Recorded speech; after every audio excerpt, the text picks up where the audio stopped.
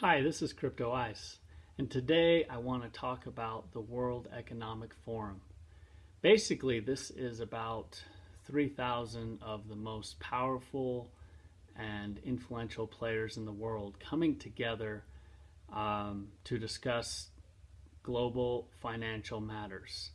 And 2020 was a historic year for the World Economic Forum.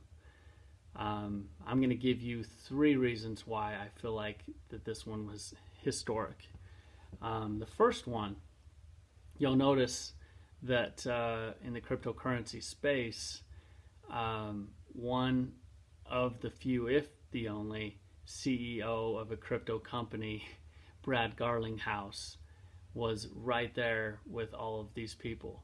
Actually spoke and talked about the company Ripple having an IPO, going public sometime in the future, that they wouldn't be the first, that they wouldn't be the last, but they would be a leading company going public. Now, this is big news for the cryptocurrency space because everything kind of mirrors, the information of the internet age. You remember when the dot-com bubble hit and when everyone was making money with their dot-com companies? Well, this is very similar in the fact that when you start seeing companies going public in the cryptocurrency space, this space is going to start taking off.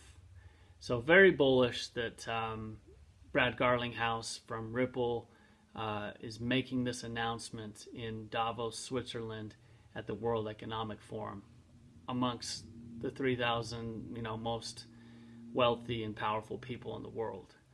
That gives me good confirmation of my investment. And the second one, Brad Garlinghouse tweets out during the World Economic Forum a tweet and tags Secretary of Treasury person Steve Mnuchin.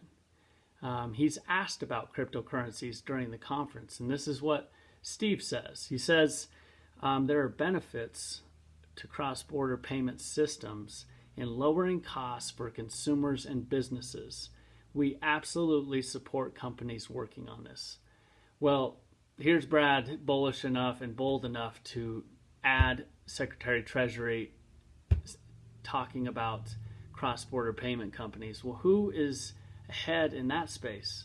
Really, nobody is even close when it comes to that besides XRP and the company Ripple, right?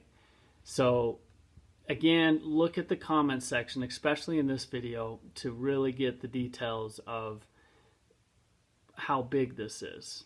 We have Ripple, the company that's been working with all these government regulators since their creation, which really is the way to do it, right?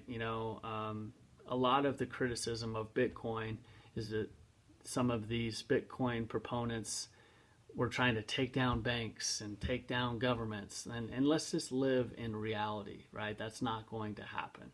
Banks are going to stay. Governments are going to stay. A new financial system, you have to work with the regulators. And who has worked with them from day one? The company Ripple. So that's the second thing. The third thing, if you look below, there is a document called the Policy Toolmaker Kit for Central Bank Digital Currencies. I've talked about this before. In the near future, you're going to start hearing about central banks making their own digital currencies. Well, this document shows them exactly how to do it, step by step. And the thing that is probably one of the most bullish things I've ever seen since I've been in this space, if you look on page 17 of this document, you will actually see XRP listed as a settlement option for these central banks. So it doesn't get much better than that. And, I'll talk another video about how that process works of central banks sending money from one bank to another bank and how XRP is involved.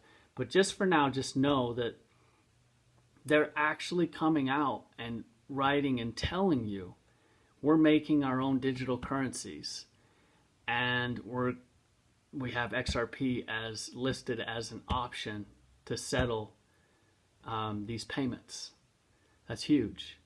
Now, one more note on central bank digital currencies. You're probably wondering, what the heck are these things? Well, you could call them stablecoins. I mean, let's be real here. Central bank digital currencies don't have the technology of XRP, so they're not able to do cross-border payments in 3 seconds. They can utilize XRP to do that. But what they are is like stable coins, where they are going to help bridge the traditional finance world and the new digital world.